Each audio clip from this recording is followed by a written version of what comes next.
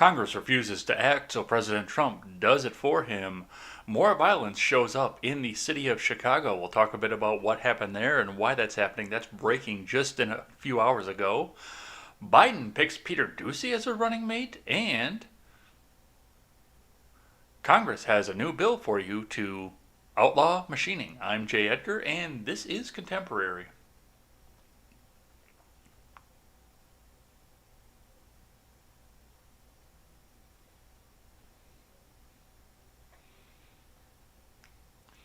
Sorry, folks, I lost my place in the intro there, and that's a little bit embarrassing, unfortunately, but sometimes it happens here. It's early in the morning, and I overslept once again here, but we've got a bunch of stuff to get to, as always, here.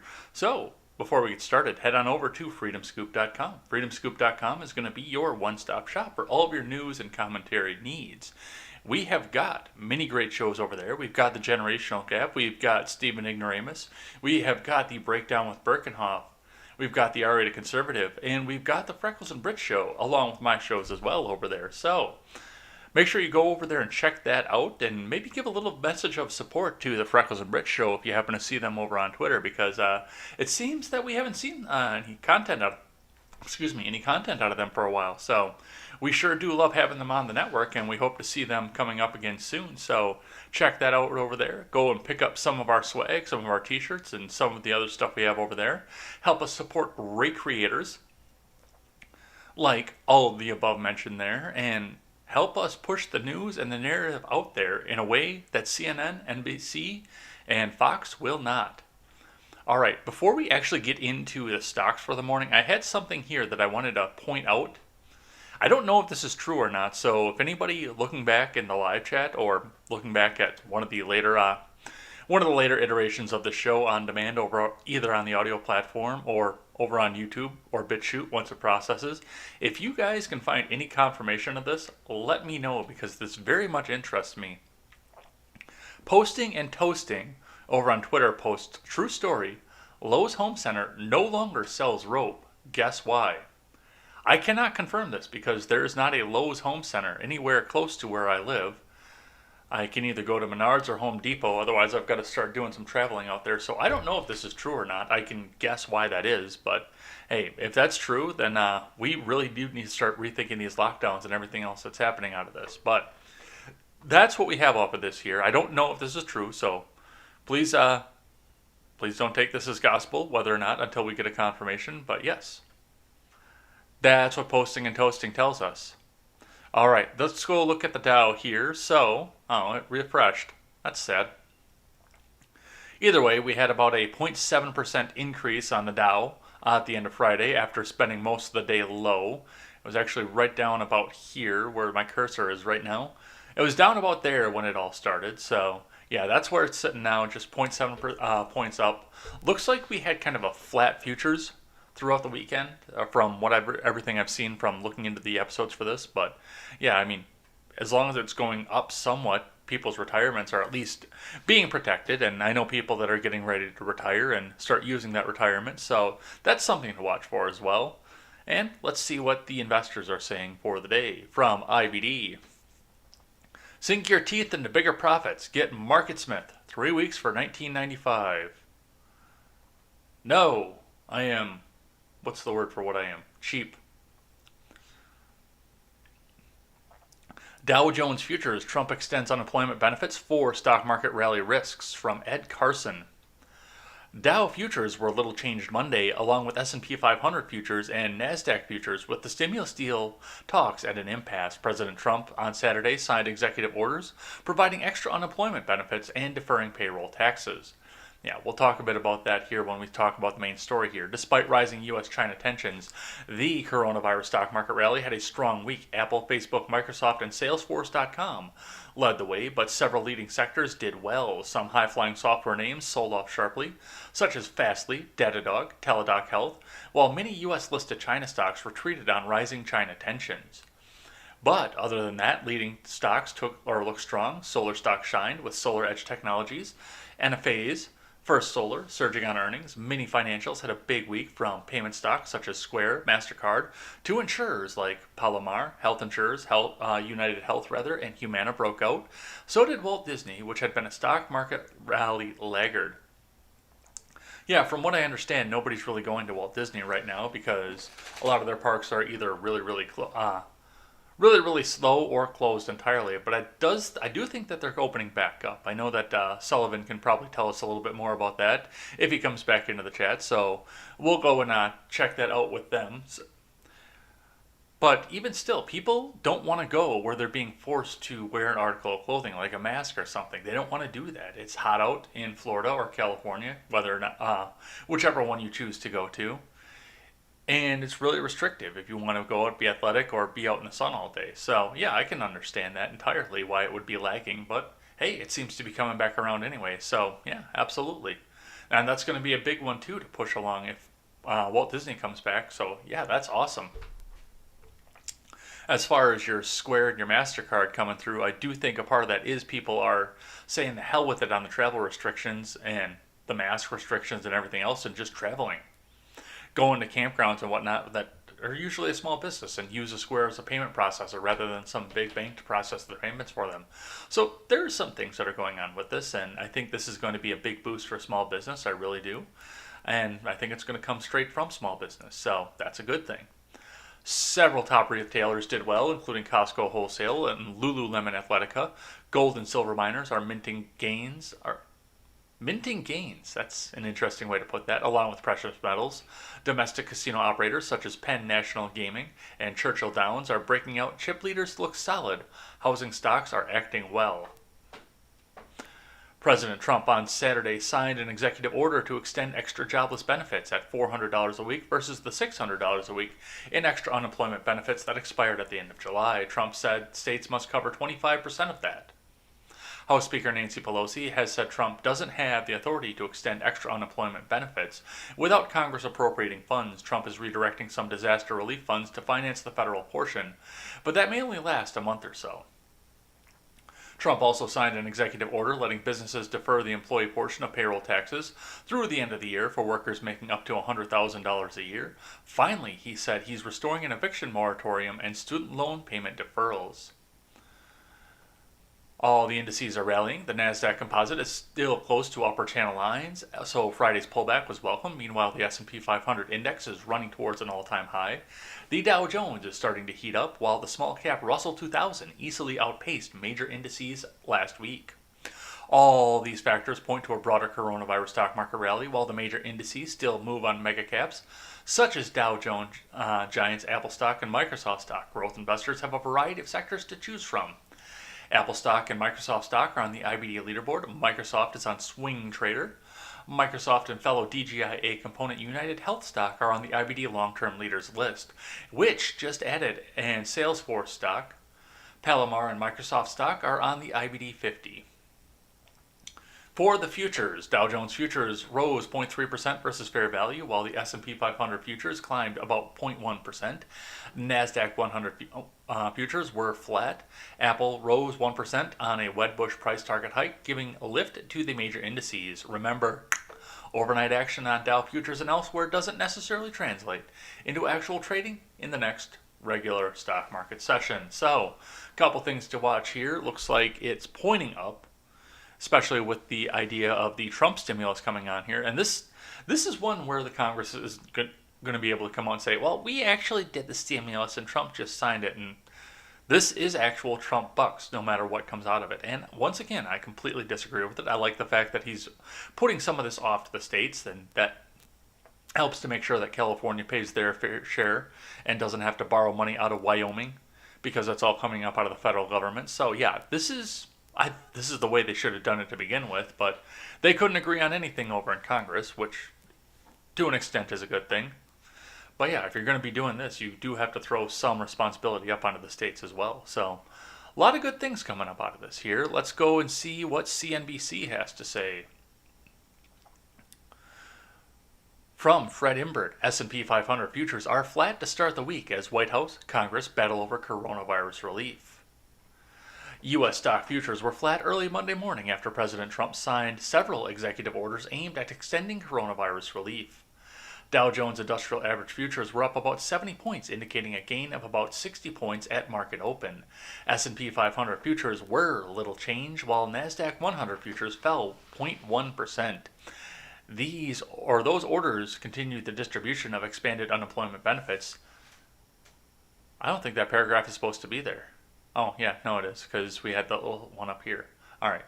Those orders continue the distribution of expanded unemployment benefits, defer student loan payments through 2020, extend a federal moratorium on evictions, and provide a payroll tax holiday.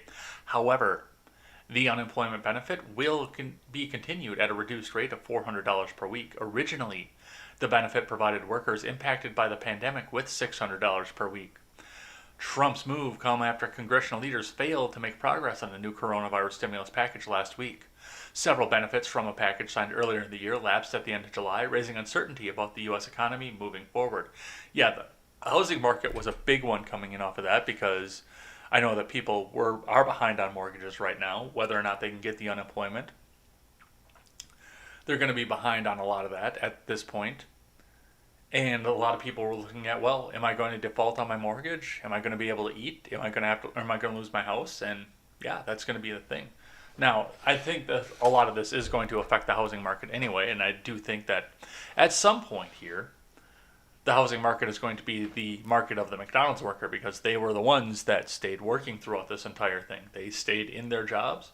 A lot of people went and joined their ranks as they were going off there, but they definitely stayed in their jobs throughout this entire pandemic. They're going to have the creditworthiness while everyone else was laid off and unemployed and not going to be able to get a mortgage for a little while.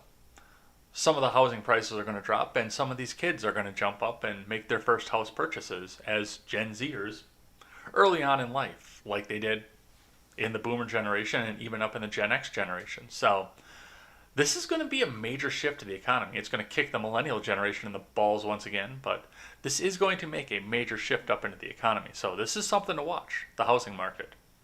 Trump's orders will quickly face a legal challenge as continuing the programs would require federal funding, which Congress controls.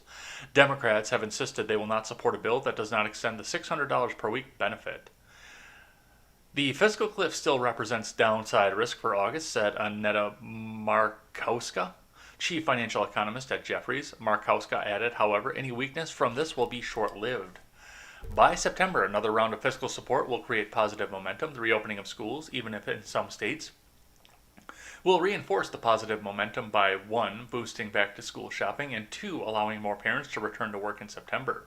She said in a note to clients, bottom line, all the stars are lining up for another inflection point in activity and a second leg up in the reopening. So, looks like Jefferies is positive about this. So that's what we're going to see off of this here. That's what your stocks are going to look like and what this executive order is going to do, possibly, as we look forward into this and whether or not it goes through. We're just going to have to watch. But we are actually going to move into the news and talk about the executive order. So, from CNN, we're going to start the news off from here this morning. Trump signs executive actions after stimulus talks break down on Capitol Hill.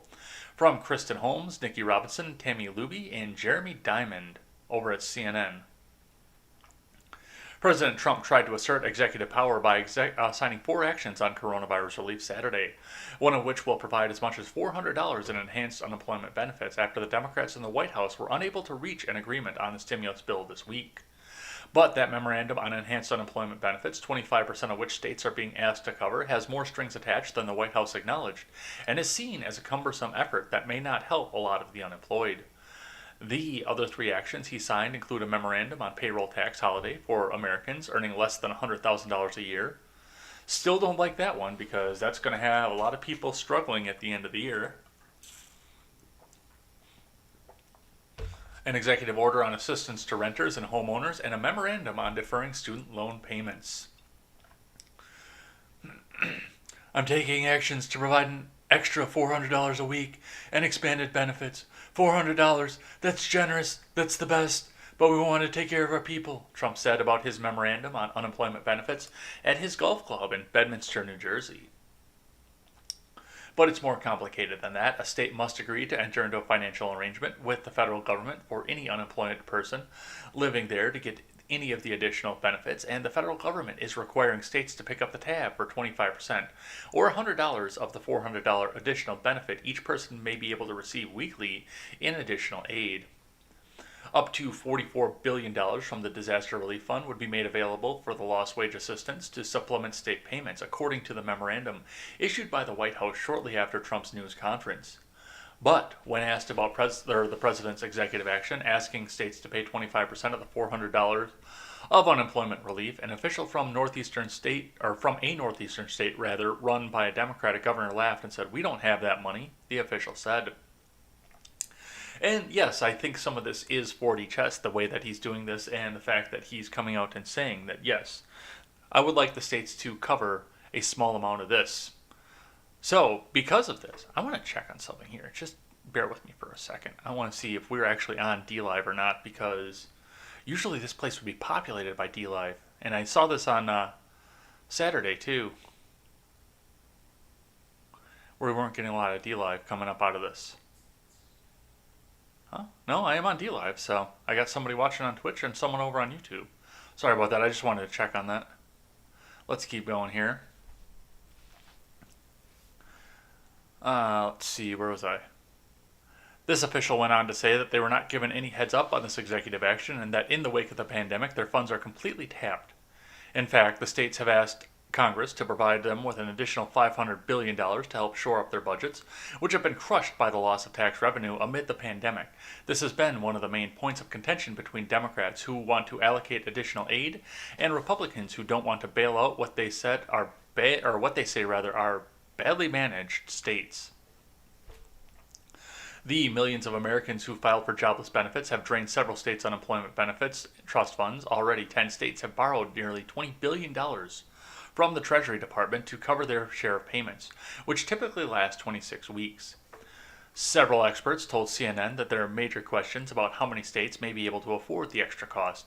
If a state says that it does not have the funds or does not want to enter the agreement with the federal government, the unemployed people in that state would receive $0 in the extra benefits. They would still receive the normal state unemployment insurance.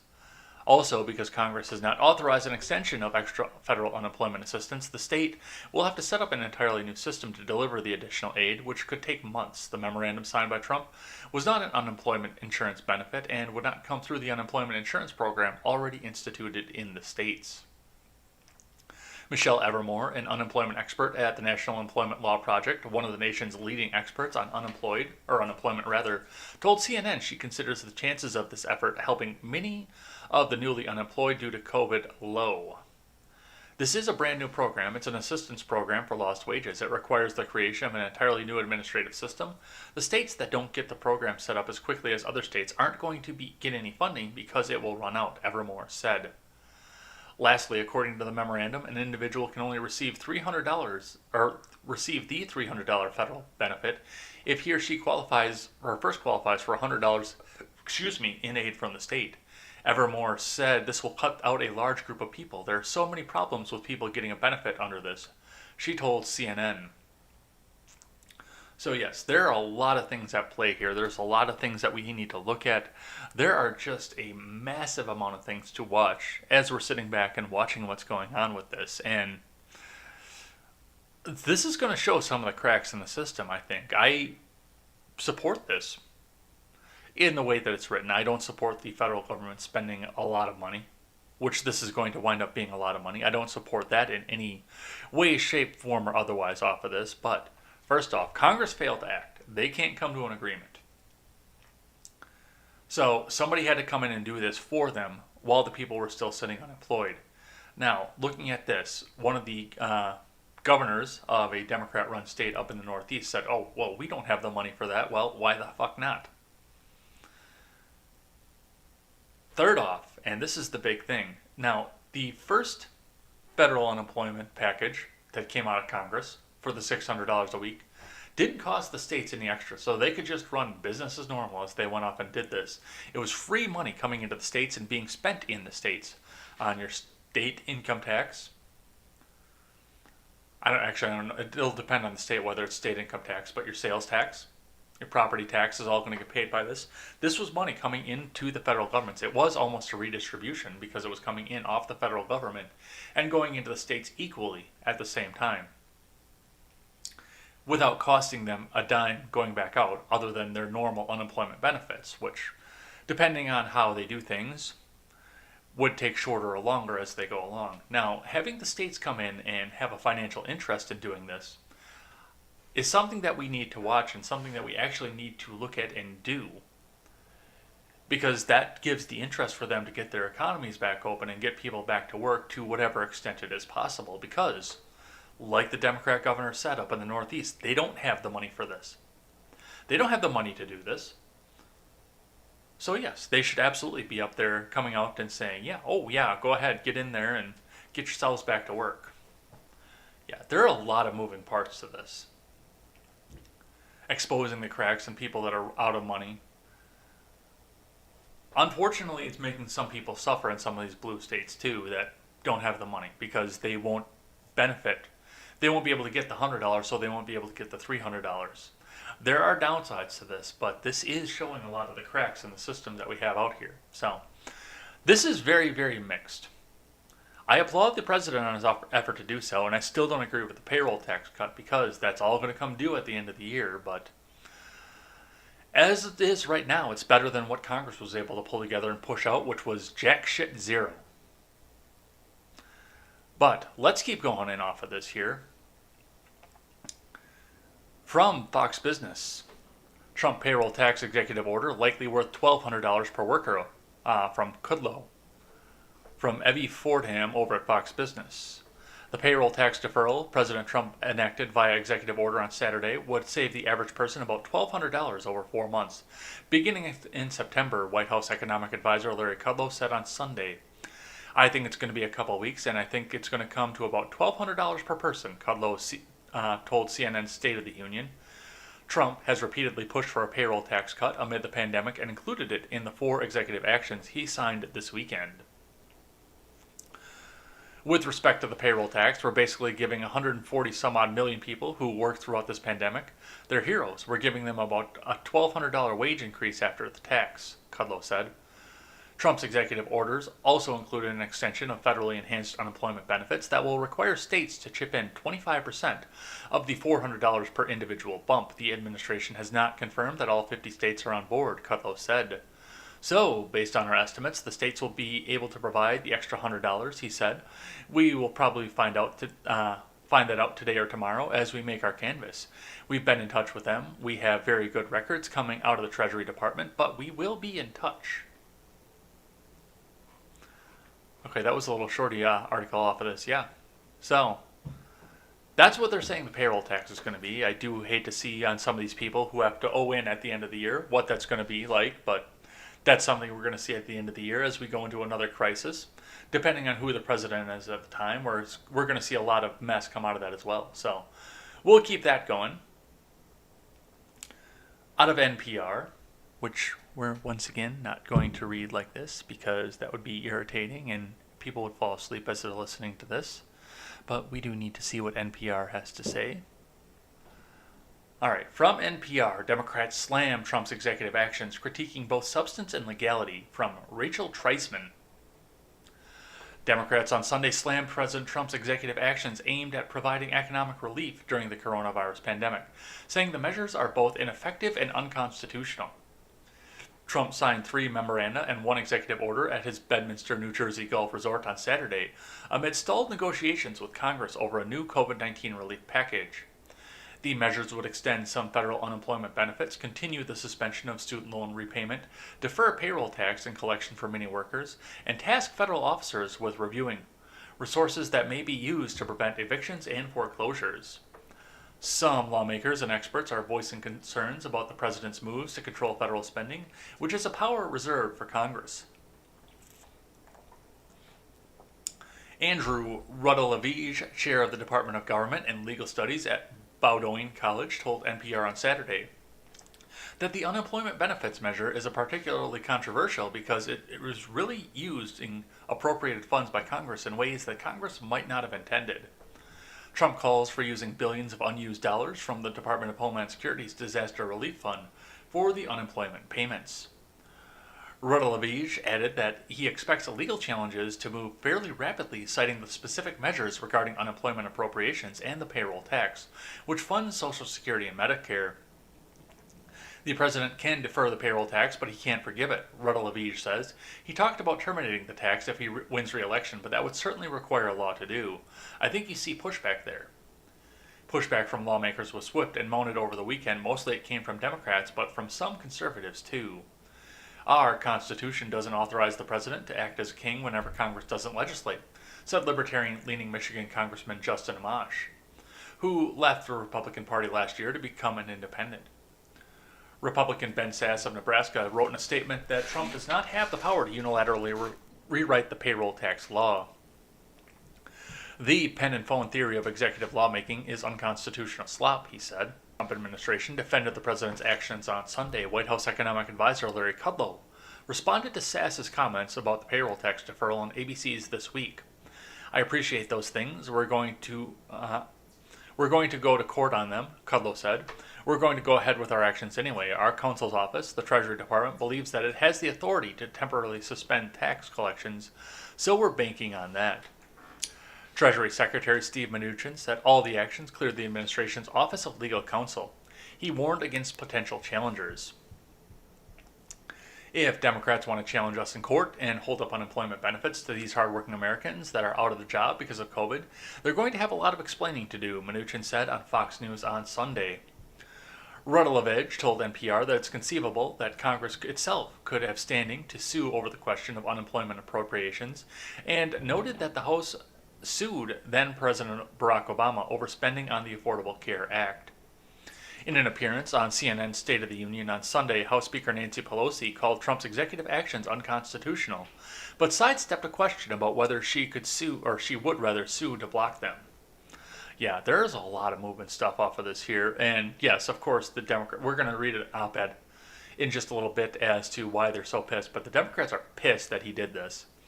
As far as the payroll tax suspension, that's what I've been saying since the beginning of this. Yes, the president can suspend the collection of your payroll tax, but that's going to come due at the end of the year. He can't get rid of the tax itself. It's got to be in there. And yes, they have to pass a law to go and get rid of it, which they should because taxation is theft. But yeah, no, they can't. He can't just unilaterally get rid of it. He can just direct the IRS to not collect it anymore out of everybody's paycheck, which does make it more affordable for employers to go and pick up employees. It gives you a little bit more incentive to go back to work, and it is, as the president said, a reward for people who've gone back to work or stayed working throughout this entire thing, because they're not going to have to pay their payroll tax throughout the rest of the year. But yeah, at the end of the year, oh boy, you're going to go to your tax preparer on January, February, March, or even in April, because some of us do that, and he or she is going to have some really bad news for you. That $50,000 check you get back from the government every year is going to be a little bit paltrier if this actually goes through and stays through. So, a lot of moving parts off of this. Let's keep going. Biden decided he wanted to weigh in, so we'll see if he could actually formulate a coherent and cogent sentence, and we'll get the autoplay stopped, which I'll also turn your ears off so we don't have to worry about autoplay anymore. Let's get the live chat back up. Hey, we caught a wild Sully. From the Hill, though, Biden says Trump executive order is a reckless war on Social Security. Yeah, that was the big thing that came out of this weekend, is everyone says, well, this is how he's going to get rid of Social Security because he wants grandma to die. Social Security is crap anyway. It's just a government slush fund for politicians to borrow out of to get their stuff done and never pay back. That's part of the reason that it's in such dire straits. And I mean, it was insolvent to begin with, but... From J. Edward Moreno. I like this guy's name. Former Vice President Joe Biden on Saturday called President Trump's executive order to cut payroll taxes a reckless war on Social Security. One of several orders Trump signed from his private club in Bedminster, New Jersey on Saturday afternoon directs the Treasury Department to allow employers to defer payments of employee-side Social Security payroll taxes through the end of the year for Americans making less than roughly $100,000 annually. Trump also said he intends to forgive the deferred payroll taxes and make permanent payroll tax cuts if he is reelected in November.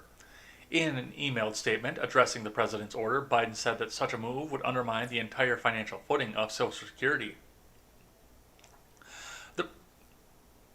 Wait, Biden said that? No, one of his staffers said that. He didn't say that.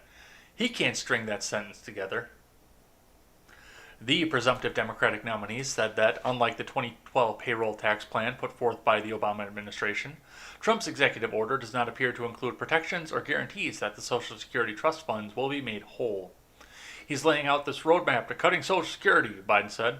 Our seniors and millions of Americans with disabilities are under enough stress without Trump putting their hard Social Security benefits in doubt, man. You know the thing. Employees and employers each pay Social Security payroll taxes of 6.2% of wages and Medicare payroll taxes of 1.45% of wages. One of Biden's tax proposals would increase the payroll tax rate for people making more than $400,000. Of course he is. Go after the rich and the people that are out there actually making money. It remains unclear if Trump has the legal authority to suspend payroll taxes by executive action, and the president's intimated during a question and answer session with reporters Saturday that he's expecting a lawsuit to challenge his move. Yeah, no, you didn't think that they were actually going to let him get away with a win, did you? Congressional Democrats also denounced the order, with House Ways and Means Committee Chairman Richard Neal calling it a poorly disguised first step in an effort to fully dismantle these vital programs by executive fiat. So, yeah, there's plenty of stuff coming out here. Plenty of moves. This is going to be an entire next week's of news. I know we're going to talk about it later on today over on the Red Ned Show, but I guarantee you we're going to be watching this all week next week until something else blows up, possibly literally. All right, last one here, I think. Yep, last one here on the payroll tax is an opinion piece. Keep in mind, opinion piece, not fact. An opinion piece from over on Fox News from Liz Peek. Trump's big win on relief orders. Hear why Pelosi, Schumer are so unhappy. What a smackdown. Furious that Democratic leaders Nancy Pelosi and Chuck Schumer were blocking a bill to help Americans through the COVID-19 crisis, President Trump stepped up and got the job done, all by himself. Over the weekend, he issued 4 executive orders that would extend modified unemployment relief to millions who are out of work, protect many from eviction from their homes, provide continued relief from the student loan debt, and suspend payroll taxes for employers and those earning less than $100,000 a year. It may not be enough, but it was more than Democrats were offering. This made House Speaker Pelosi and Minority Leader Schumer very, very unhappy. Pelosi called Trump's measures illusions. Sorry, Madam Speaker, for families in need, that extra $400 per week unemployment pay is absolutely real and extremely welcome. The president boxed the Democrats in. How can they possibly challenge his orders or take his mandated benefits away from people? The chagrin duo whined that Trump still does not comprehend the seriousness or the urgency of the health and economic crises facing working families. On the contrary, the president understands the urgency very well and also understands political hardball.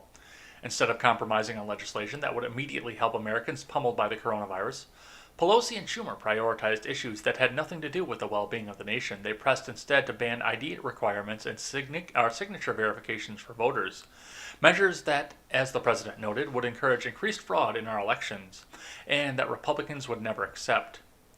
Mainly, Pelosi and Schumer still know out because they want to torpedo the U.S. economy. Democrats know that creating jobs is President Trump's signature achievement and also the most important issue to voters. By blocking the next round of stimulus, they intentionally undermined the financial security of tens of millions of Americans. They don't care. Their priority is beating President Trump. The Americans be damned. And that's where I'm going to stop on this opinion piece. But yes, I mean, Liz Peek brings out a very good point off of this, and it was something else that was brought up as they were sitting and arm wrestling over this bill last week. And that is the fact that as you're sitting here and watching this, as you're sitting and watching what's going on with this and everything else that happens off of this, people were suffering. And this is, I said this last week, this is the government shutdown all over again, and possibly on an even more massive scale, because this was hitting non-government employees. Now, if you'll remember the last couple budgetary government shutdowns when the government ran out of money, Pelosi sat and held the American people, the federal workers, because they were the only ones that were really affected by it. She held them hostage for almost 45 days because she wouldn't sign off on something unless it had her little pet projects in it. And yes, that was holding the people hostage. Her and Schumer were sitting there saying, well, the federal employees don't need to get paid because we aren't getting our pet projects.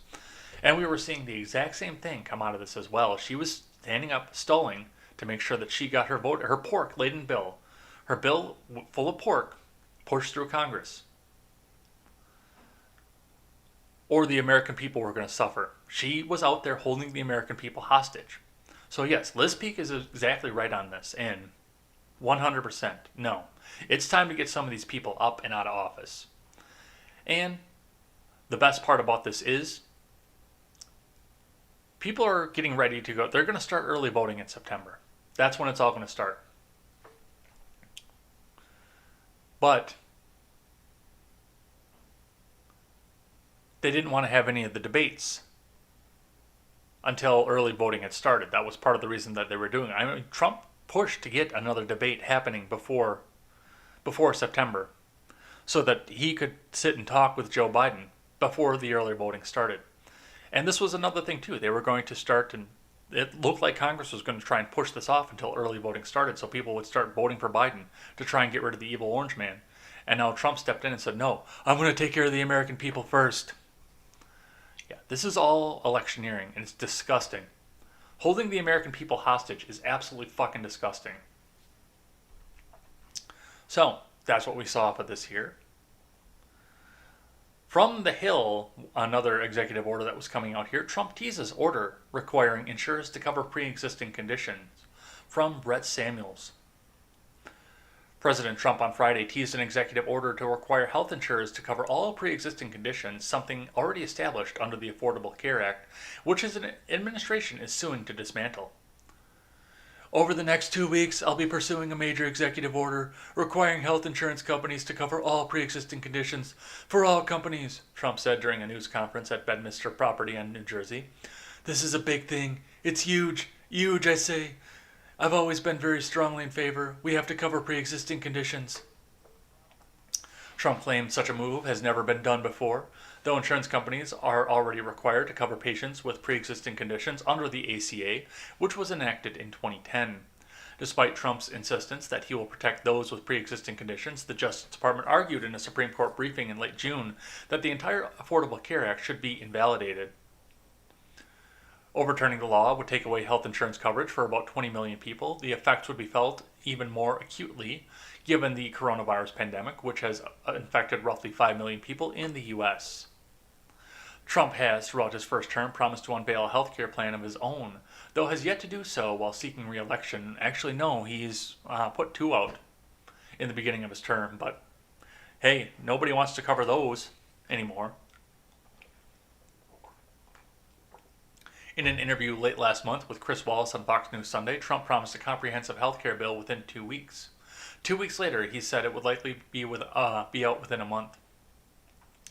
It was not immediately clear if the executive order mentioned Friday was the same measure. Trump has rolled out a number of executive orders in recent weeks as he seeks to accomplish parts of his agenda prior to Election Day. So, okay, I understand where the Hill is coming from off of this, and they're going to come out and say, well, we'll just keep the ACA in, and that's going to be fine, and it's going to be fine for everybody, and it's not. That's a big part of the problem that we have with this. Now, of course, if you see pre-existing conditions go into insurance, then the healthy people's insurance rates are going to go up. That is a thing. But getting the ACA dismantled, putting healthcare back into the hands of private individuals, the way that they want to cover, and just requiring the fact that they have to cover pre-existing conditions is going to fundamentally change the way the free market healthcare goes. And yes, 50 million people are going to come off their healthcare. That's going to be fine, but they are going to have the opportunity to buy into it again at a state level or have their employer cover it. Or if their employer doesn't cover it, then they can go jump off and give their employer the finger and go find a new place to be employed. That is one of the things that I don't like, the fact that pre-existing condition are covered the way that they are, just because of the fact that it drives the cost up. But the upside of pre-existing conditions being covered is the fact that you're not bound to your employer. You're not a slave to your employer if you do happen to get a major illness that's covered. Like, say you're working for a place that treats you like shit and you get cancer. Now you have to stay there for, if there's no pre-existing conditions coverage, you have to stay there forever because your current insurance will continue to cover you. But if you move jobs and can't take your insurance with you, then you're no longer covered because you have a pre-existing condition. And then your employer can treat you like absolute shit because you can't go anywhere, because you would never be able to afford that out of pocket. The treatment out of pocket you'd never be able to afford. The pre-existing coverage does free that up and gives you some mobility and holds employers accountable. So there's an upside and a downside to it. Yes, the costs of the healthy people are going to go up, but on the other side of it, people are going to be free to move jobs and go to places that that are better for them, essentially. So there's always an upside and a downside to everything. You have to sit back and watch. So, yes, to get rid of the administrative state of the ACA, simplify insurance, and still cover pre-existing conditions, that's what this is. But yes, the rest of the press is going to try and demonize the president because, well, he just wants to have the ACA light. Why don't we just keep the ACA if that's what they want to do? No, fuck you guys. All right. Now, let's move along here off of this, because we will be talking about this a little bit later on today as well, and look at some breaking news right now. From WGN out of Chicago, live coverage, widespread damage reported throughout Chicago after a night of looting. From Judy Wang, Ronan Tumulty, Sarah Jindra, WGN Web Desk, and the Associated Press. Widespread damage is reported throughout Chicago after looting and rioting began around midnight on Monday. Witnesses report hundreds of people smashing their way into stores throughout Michigan Avenue, areas in the South Loop near the North Side. WGN's Judy Wang was on the scene early and reported seeing people filling trash bags with merchandise. She also saw a crowd trashing the streets outside the stores and turning over garbage cans. Second Ward Alderman Brian Hopkins told WGN he witnessed people driving up in vehicles, smashing windows of stores on Michigan Avenue, and grab items and drive away. We see some pictures off of this. The Apple Store at North Avenue and Clybourne Avenue was also I know where that is. That was over by... That's west suburbs. The Best Buy and Binny's liquor store were also looted. Skycam 9 was over the scene around 6 a.m. Police reported a police-involved shooting near Michigan Avenue and Lake Street. In downtown Chicago, CTA train and bus services was suspended and expressway ramps were closed for several hours. The bridges at Michigan, Columbus State, and Wabash and Dearborn were lifted as well. Around 7:30 a.m., the service started to resume. Bridges were lowered and ramps were reopened. It wasn't immediately clear what led to the unrest, which began shortly after midnight, but anti-police graffiti was seen in the area. Hours earlier, dozens of people had faced off with police after officers shot and wounded a person Sunday afternoon in the city's Englewood neighborhood. This is a developing story. Check back for details. So, I've seen other news stories coming out of this, and of course I wanted to take the one directly from Chicago if I had the chance to do so. But it does appear that the police were involved in a shooting that didn't kill somebody but injured somebody yesterday afternoon. And the rest of the city blew up because of it. And partially that is because of social media. But yes, now Chicago is going up in flames and people are rioting, looting, busting stuff up. I don't see any reports of fires, but they're doing all kinds of other things. And it rained pretty hard yesterday in the area. Like, I'm not in Chicago, but I'm close enough to it that the weather is going to be similar out of this. So I could see some of that maybe deterring some of this. But yeah, it's going to be a hard one. And it's probably going to rain down there again. But we'll probably see some more of this out of the week as well. All right, let's keep moving along here. From NBC News, Biden camp taps Republican Trump foe Ana Navarro to rev up Latino voters. From Carmen Sesson, The Biden campaign is hoping Republican commentator Ana Navarro, a Trump foe known for her salty quips, can help drive Latino and other voters to the presumptive Democratic nominee. Navarro was born in Nicaragua and came to the United States after the 1979 Sandinista Revolution, when my family fled communism and we settled in Miami. Wow. You fled communism and you want to support this current Democrat Party. Hey, you do you. I became a Republican at the age of 8 because it was a party that was fighting communism. I did not kowtow to communist dictators, she said. She called this an essential part of being a Republican. This is one of the biggest messaging points that the Trump campaign has been pushing to solidify and energize GOP Latino voters in the critical swing state of Florida, calling Biden and other Democrats communists, socialists, and communist sympathizers. But by collecting the support of Navarro and others like her, the Biden campaign is not only trying to puncture that thinking, but get others to galvanize the never-Trump voters. Living in Miami, Navarro said she has been represented by Republicans like former Reps Ileana Ros-Lehtinen and Lincoln Diaz-Balart, former Governor Jeb Bush, and former Senator Mel Martinez. She called them people who understood and prioritized the interests of the community and who were not afraid of bucking the party and standing up for their community. Navarro said she voted for a Democrat for the first time in 2016, but when she cast her ballot for Hillary Clinton, not Trump. It still hurts my heart every time I think of him coming down the escalators and calling Mexicans rapists and other criminals, she said, referring to when Trump launched his presidential campaign in June of 2015. Trump won Florida in 2016 by 1%, but recent polls show Biden holding a slight lead in the state. Navarro joined the campaign in a Latino-focused virtual event aimed at ramping up voter enthusiasm in the midst of a pandemic that has shut down campaign rallies and other events that bring large groups of people together.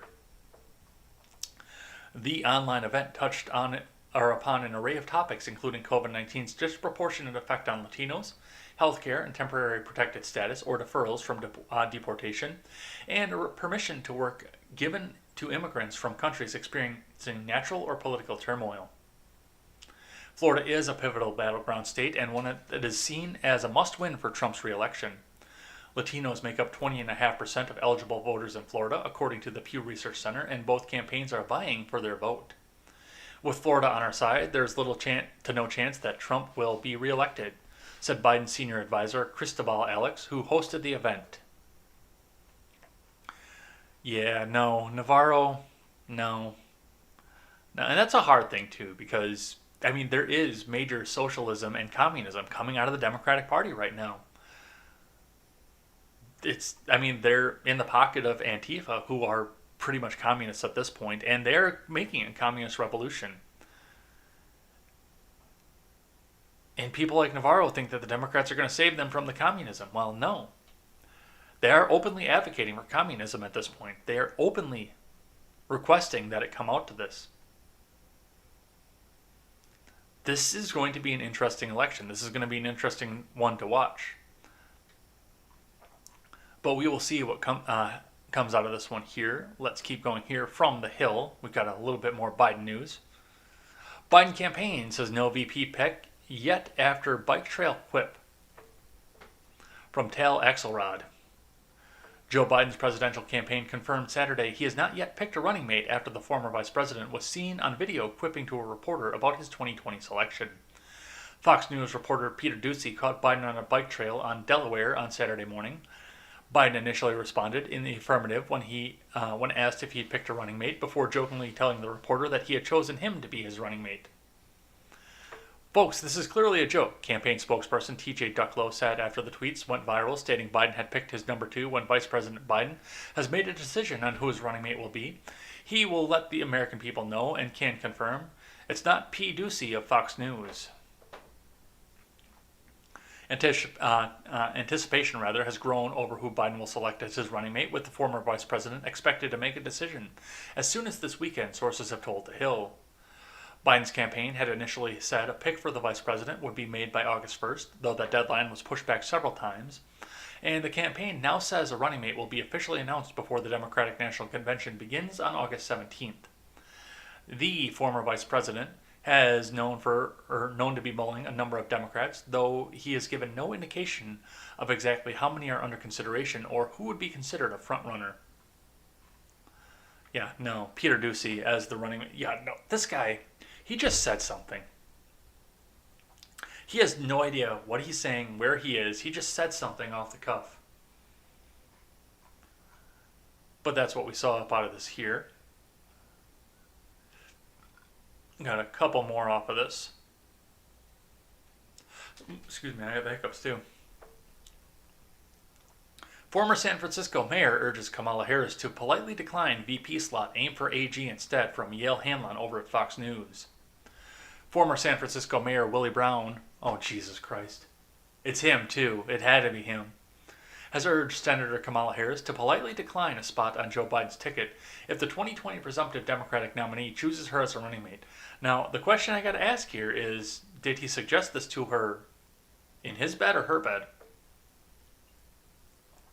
In an op-ed headline, Brown, Kamala Harris should say no to the vice presidency, published by the San Francisco Chronicle on Saturday.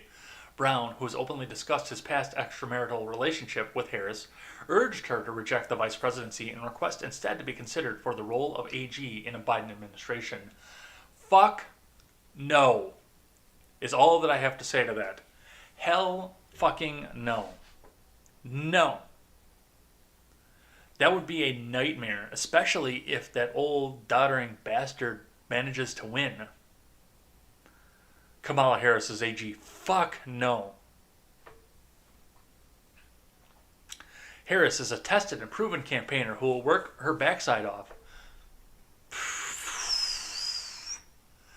Oh, Willie Brown, I would not mention her backside if I was you, if you're making an op-ed about Kamala Harris.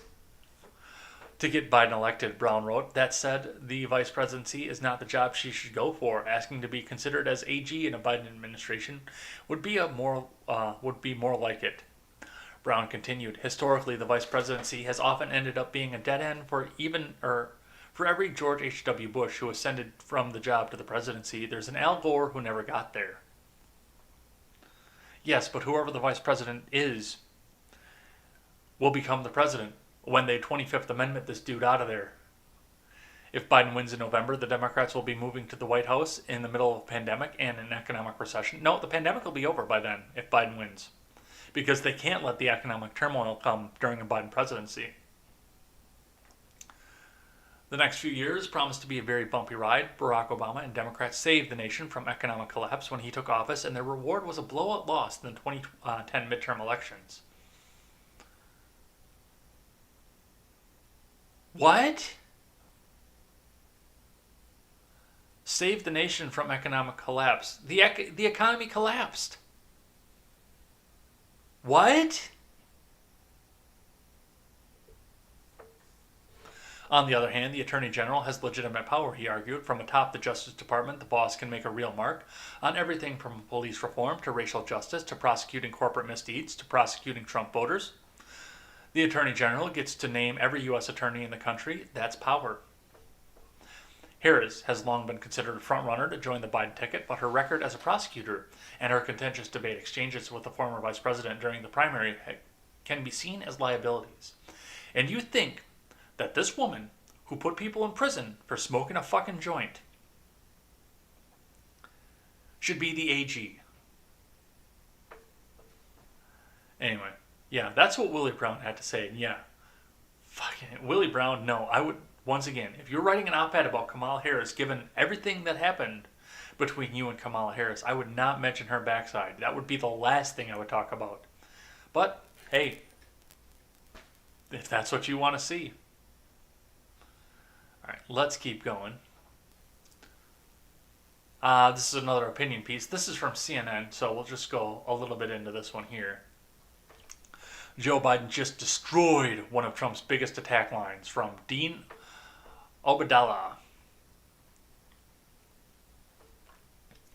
Joe Biden on Saturday utterly devastated one of President Trump's most repeated attack lines against the former vice president, and the irony is, Fox News helped him do it. Fox News, the evil Fox News, they helped him do it. On the day that Trump was at his ritzy, exclusive country club in Bedminster, New Jersey, that reportedly has a $350,000 admission fee, Biden did what so many typical Americans do for recreation. He rode a bike. What a saint. The former vice president, who was wearing a mask, was accompanied on his bicycle ride by a few others on the streets of his home state in Delaware when they were approached by Fox News' Peter Doocy. Then, a Fox reporter yelled at the bike-riding Biden, "Mr. Vice President, have you picked a running mate yet?" To which Biden responded, "Yeah, I have." Doocy then followed up, "You have? Who is it?" To which Biden jokingly replied, "You." The exchange not only aired on Fox News, it went viral on social media, and then almost on cue Saturday afternoon, around the same time Biden was on his bicycle, Trump tweeted out from his posh confines of his country club one of his go-to attack lines against the former VP, calling him "Sleepy Joe Biden." So, yeah, this is just somebody kissing Biden's ass again, once again. And the reality is, of course, you notice when you're sitting here watching this that as cognitive as the decline is for Joe Biden, you also notice the fact that he was wearing a mask because he had to be protected outdoors while working out from COVID-19, but he was not wearing a helmet. I don't know if anybody else caught that on any of the pictures that have been circulating around social media, and maybe one of the speculations, something I have heard a couple of times through this, is the fact that there isn't much of a brain left to protect over there in Biden. So, yeah, they actually want this man who can't string a coherent sentence together to be the president. That's great. All right, let's keep going. I got one more on Biden here from the Daily Wire. Biden seems to suggest Michael Brown was victim on the anniversary of death. Obama-Biden DOJ said officer acted in self-defense, from Ryan Saavedra. So yes, they're going to pull this story back up out of the annals of history once again. Presumptive Democratic presidential nominee Joe Biden portrayed Michael Brown as a victim of a police shooting on Sunday, the 6th anniversary of Brown's death in Ferguson, Missouri, despite the fact that the Obama-Biden Department of Justice determined that Officer Darren Wilson had acted out of self-defense. "It's been 6 years since Michael Brown's life was taken in Ferguson, reigniting a movement," Biden tweeted. "We must continue the work of tackling systemic racism and reforming policing." The report states that several witnesses stated that Brown appeared to pose a physical threat to Wilson as he moved towards Wilson, and that those witnesses were corroborated by blood evidence on the roadway. The report says that there was no credible evidence to refute Wilson's account of what happened. The report repeatedly states that throughout the different stages of the incident, as it progressed, the evidence establishes that the shots fired by Wilson were in self-defense and thus were not objectively unreasonable under the Fourth Amendment.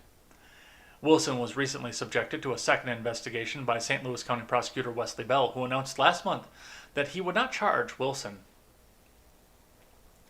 "This is one of the most difficult things I've ever had to do as an elected official," Bell said. "Although this case represents one of the most significant moments in St. Louis's history, the question to this office is a simple one. Could we prove beyond a reasonable doubt that when Darren Wilson shot Michael Brown, that he committed murder or manslaughter under Missouri law? After an in-depth review of the evidence, we cannot prove that he did." So, yes, this has been looked at, picked apart numerous times at this point. Didn't it get done twice under Obama? Like, didn't he have 2 attorneys general look into this? I know he had 1 for sure, but I thought he had 2 separate ones look into this. The state of Missouri has looked into this numerous times, and yes, they just opened it up and had it investigated one more time. And once again, a democratically elected official, an AG out of Missouri, came out and said, "Nope, I can't charge the officer with anything as much as I want to, because it'd be politically convenient for me. I can't charge him with anything." So that leads down the road to tell me that this was justified. The peaceful, gentle giant that had just strong-arm robbed a cigarillo store a little bit before. All right. Got a couple more here, and then we'll do something that restores my faith in humanity. From Fox News, thousands of bikers heading to South Dakota rally to be blocked at a tribal land checkpoints. From Nick Givas. A convoy consisting of... Instagram is actually about to kick out here, so those of you who are watching this on Instagram right now or will be watching in the future, head on up to the link in my description above you. go and check out my YouTube channel, or you can go from my YouTube channel and find my Twitch or my D Live as well. So come on over there and check those out. We'd love to have you and see more discussion from you. So go ahead and check that out, and we will see you next time on the Instagram side or in a couple seconds over on YouTube. Take care. All right, a convoy consisting of thousands of bikers headed for South Dakota rally will not be allowed to cross the Cheyenne-Sioux checkpoints on their way to the event, according to a Native American spokesperson. The spokesman said on Saturday that the band of travelers would be stopped on their way to the Sturgis motorcycle rally in the name of preventing coronavirus from spreading any further. These 7 tribes that make up the Sioux Nation are now in a fight with federal and state officials who deemed that such checkpoints would be illegal. Well, that's where we're going to actually have to sit down and arm wrestle over what is sovereign and what isn't. If the Indian reservation is actually sovereign land, a sovereign nation separate from the U.S., then yes, they have every right to do so, just as any other nation would do so. And just as we saw it over in Europe during the coronavirus pandemic, when European Union states that had open borders for the entire time there was a European Union were suddenly closing borders off to each other. But if tribal lands are just an extension of the U.S. property, then no, this would be illegal for them to do so. Or if there is something within a treaty between the tribal nations and the U.S. government, that would also be illegal. A duty officer for the Cheyenne River Sioux told the Guardian Saturday that commercial and emergency vehicles will be allowed through the checkpoints, but nothing else. Some reservations have reportedly turned away bikers already. Crowds had gathered for the start of the 10-day event on Friday, with many bikers adopting an attitude of defiance toward the COVID-19 restrictions that have drastically changed day-to-day life. Screw COVID, read the design of one of the t-shirts being sold. I went to Sturgis. I like that. Governor Kristi Noem, a Republican, has supported the Sturgis rally, citing the fact that no infections were reported as a result of the event held by President Trump at Mount Rushmore. Last month, she's also avoided a mask mandate and highlighted the idea of personal responsibility. For Arizona resident Steven Sample, 66, who rode his bike to the event, the gathering is a break from the mostly monotonous routine of the last several months. I don't want to die, but I don't want to be cooped up all my life either, he said. Some of the crowd at Sturgis, composed of retirees and people in the age range deemed to be at risk of the coronavirus. Business owners like bar owner Marcia Schmid, however, are trying to prevent the establishment from becoming a virus hotspot. She spaced out tables, offered hand sanitizer, and scaled back the number of employees at the rally in an effort to help contain the disease.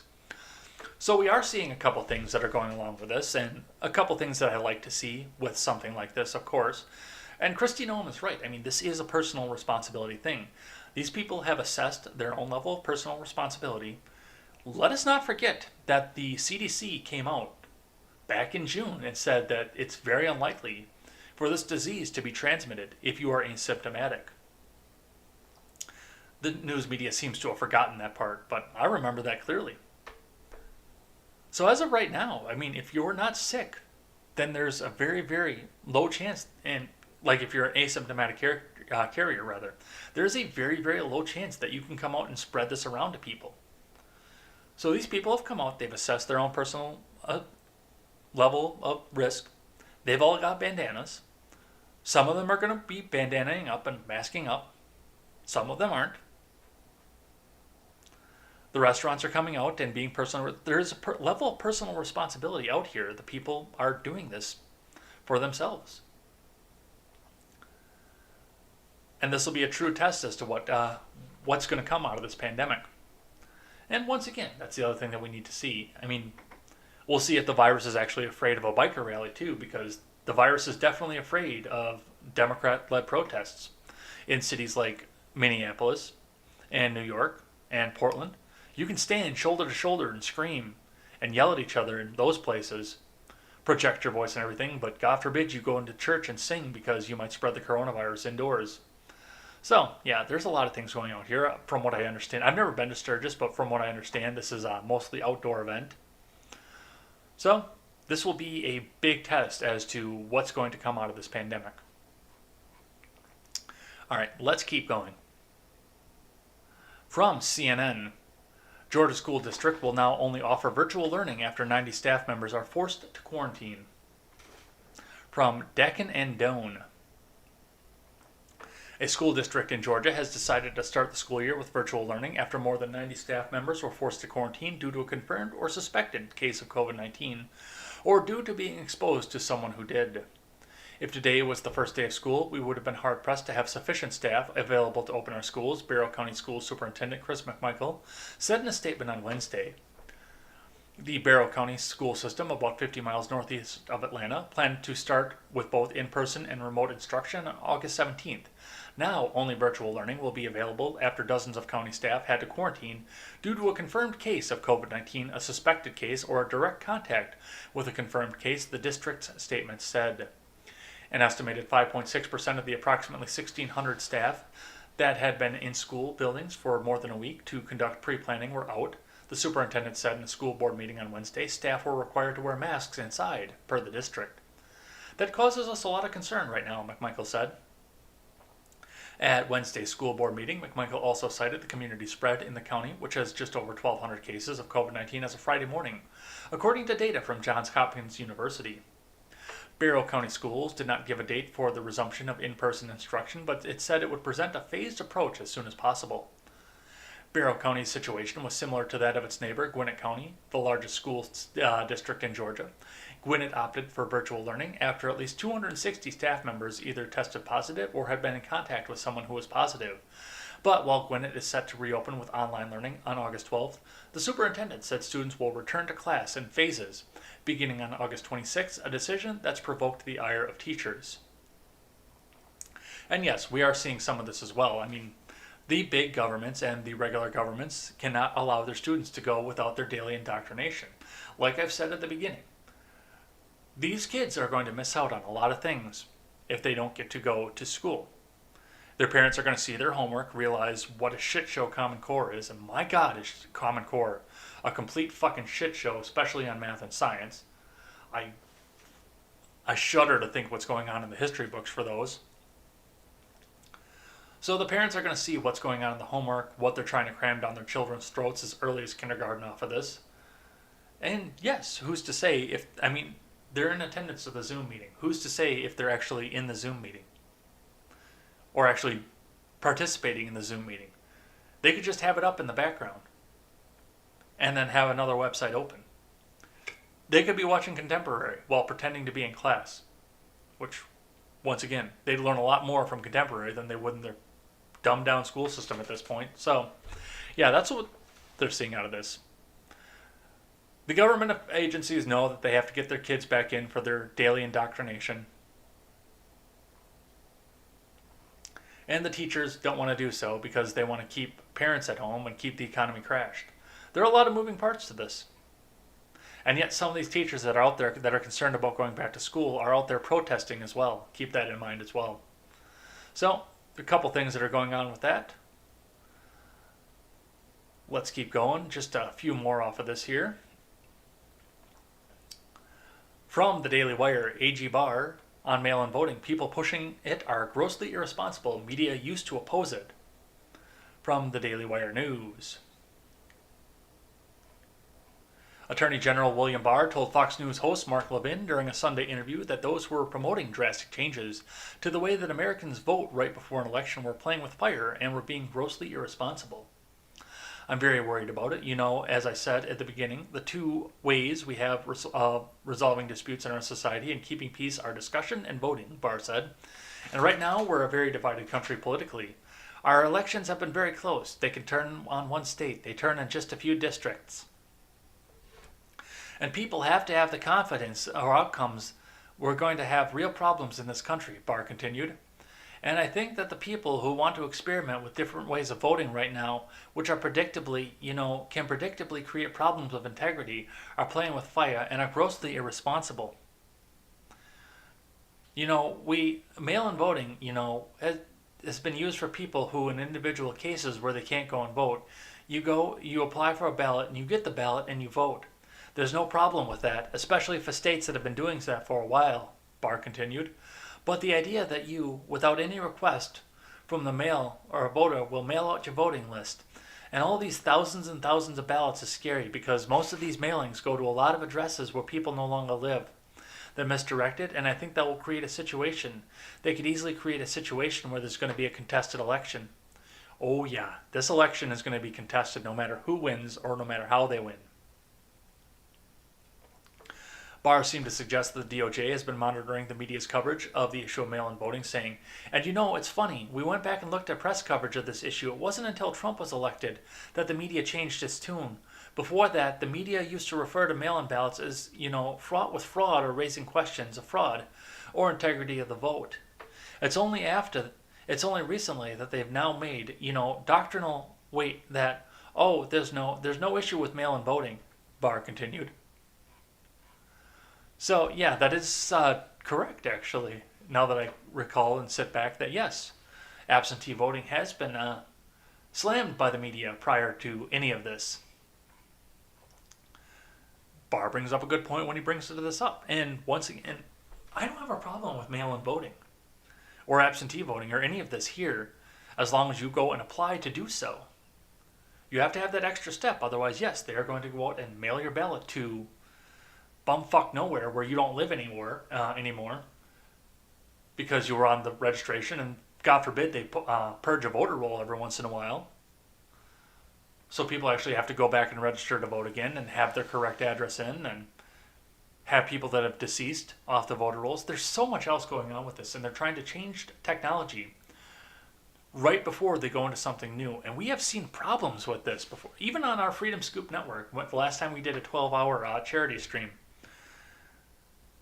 Discord had recently made a major update, which we were using that to do the group call. They had recently made a major update, which started to suck down processor on everybody's system. Nobody could live stream off of Discord because it was sucked down off everybody's stream. So we all went to Zoom, and we tried to figure out Zoom on the fly before going into a 12-hour charity stream. And we figured it out, but it took almost 3 hours before we had everything completely figured out on it all. So, yeah. Changing technology on the fly right before you have to do something or while you're in the midst of something leads to disaster. And we're going to see this coming in November. No matter what happens in November, this is going to be contested. You're going to see investigations, and it's possible come January we aren't even going to know come Inauguration Day who actually won, because they're still going to be counting ballots. This is going to be an absolute crap show. All right. Just a couple more here. From the Washington Times. This is a opinion journal. This is not green check verified, but this was brought to my attention, and nobody in the mainstream was covering this. So I wanted to make sure that everyone noted that this was here. Project Veritas, James O'Keefe sues FBI for listing him as a felon on a background check list.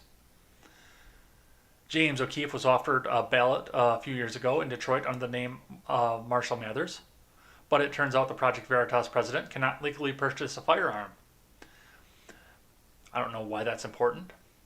Mr. O'Keefe filed a lawsuit Thursday after several gun shops turned him down, citing background checks that found him listed as a convicted felon on the National Instant Criminal Background Check System, maintained by the FBI. I'm on some type of federal list, said Mr. O'Keefe in a video posted Thursday. Apparently the FBI has erroneously put me on the NICS background check system as a convicted felon. The problem? I'm not a convicted felon. I've never been convicted of a felony, so I'm pretty shocked by this news. He says he believes an error stemmed from his unjust prosecution in 2010 for posing as a telephone repair worker to enter a New Orleans office of then Senator Mary Landrieu, part of an investigation into whether she was ignoring constituents' phone calls.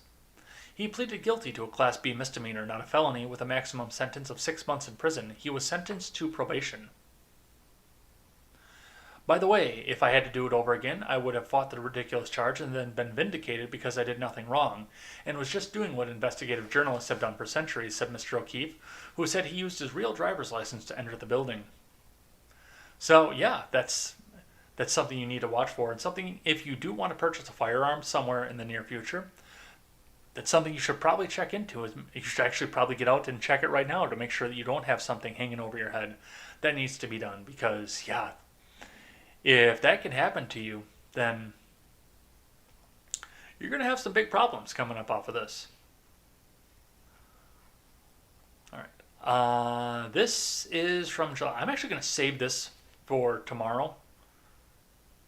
No, I'm not. I'm going to read this right now because it's important. And as fast as news has been going, I won't have time for this tomorrow either. So this is a bill that was brought to my attention by Midget B over in the Discord server, which you can find in the About section now of all of our streams and podcasts. Because I actually fixed that on the D Live, and it's always been there on the Twitch side, and it's in the description on YouTube. So you can go and get in the Discord. You can drop links, and I will look into them and see if they're worthy of the news, or if I can find something green check verified for them, and you can shape how contemporary goes. So head on over in the Discord and check that out. Midget B brought this up to my attention over here. HR 7468, which nobody heard about. Stop Home Manufacture of Ghost Guns Act of 2020. So this was referred to the House Committee on the Judiciary on July 1st. So this came out in June.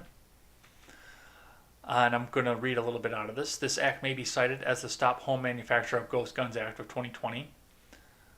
Section 2, prohibitions relating to firearms manufacturing machines. Section 922 of Title 18 U.S. Code is amended to adding at the end the following. It shall be unlawful for any person or in an affecting interstate or foreign commerce to transfer or offer to transfer to any person other than a licensed manufacturer a firearm manufacturing machine. Except as provided in subparagraph B, it shall be unlawful for any person other than a licensed firearm manufacturer or in affecting interstate or foreign commerce to possess or purchase a firearm manufacturing machine. Subparagraph A, it shall not apply to a person who is engaged in the business of selling, manufacturing equipment to a licensed manufacturer and who possesses a firearm manufacturing machine with the intent to transfer the machine to a licensed manufacturer. So what this means, and I've read down through the rest of the amendment that goes on to U.S. Code 18, is that it is illegal for you to own a machine specifically for the intent to manufacture firearms, which largely shows, once again, the fact that nobody really knows how firearms are made that are making laws to do this. Because if this law were to go through, anybody who has a CNC, whether a business or a private individual, could be subject to federal law at this point if somebody came out and said, oh, well, Jerry Smith up on the hill is making guns because he votes the wrong way. Because it doesn't take a specified machine to make gun parts. You can do it right on a regular CNC machine. And people know how to manufacture stuff, especially in my state. We love to manufacture things in Wisconsin. It's part of the union background of the state. People know how to manufacture.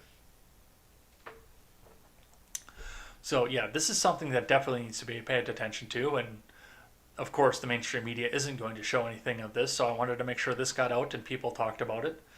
Yeah, ghost guns, something that definitely is, and I mean, for the most part, I mean, yeah, 3D printed gun is not something you would ever catch me firing, because once that shell goes off, it'll blow apart and blow up in your face, so you'll never see me one. But yeah, you can essentially make a 3D printed gun and find a regular pin to make a firing pin.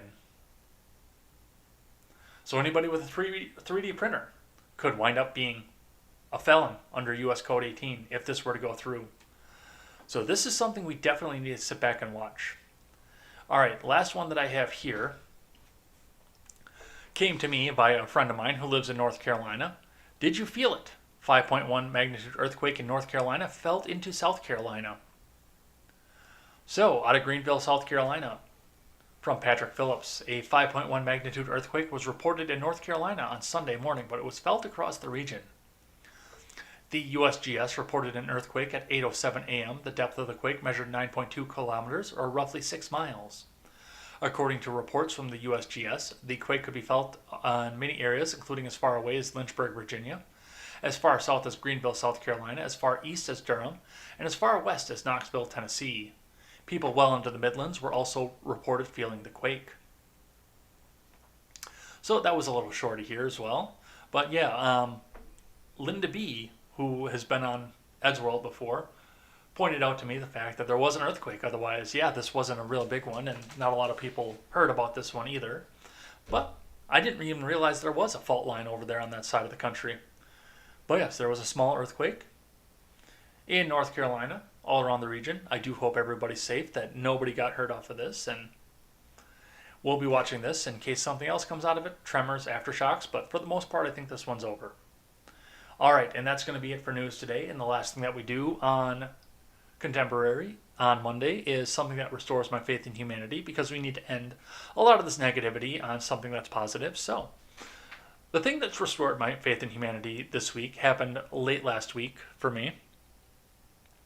Now, I have some family members that I don't associate with because of choices that they've made in their lives, or choices I've made in my lives. It just happens that way sometimes. Not everybody can get along with everybody.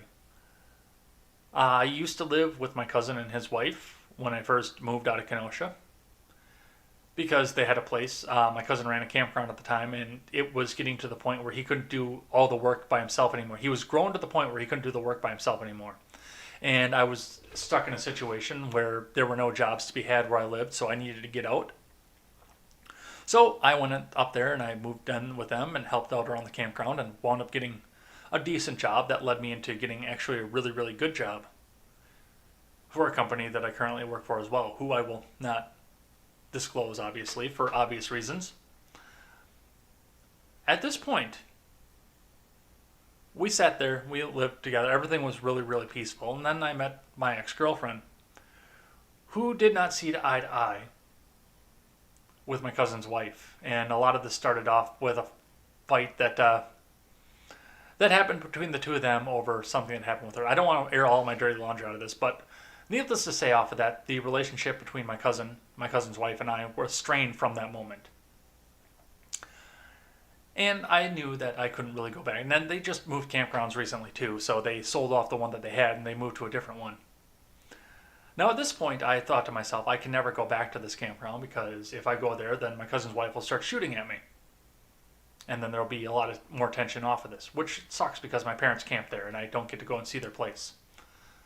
Well, as it turns out, my dad talked to my cousin, and family is thicker than whatever event has ever happened in the past, and I was invited back to the campground, and I haven't gone yet, but the fact that the invitation was there, that everything has gone over past, that he doesn't want to fight with anybody in the family anymore, which sometimes I think maybe he just wants to have more cheap workers out there, but he doesn't want to fight with people in the family anymore.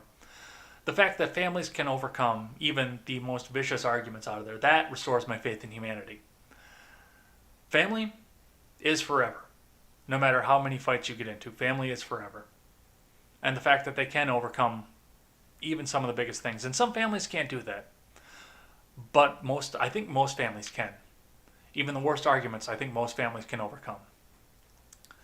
So, at some point in the next couple of weeks, I'll be going back up there, because my dad will be having a retirement party up there, and I'm excited to see that and see how that goes. But the fact that I'm allowed to go back, and the fact that I can feel comfortable going back, that restores my faith in humanity, as well as the bond of family. All right, and that'll be it for the day. So we will be back here later on tonight with the Red Ned Show. Make sure you come back and check that out. Otherwise, we will be back here tomorrow with more Contemporary. Until then, I'm Jay Edgar, and this is Contemporary.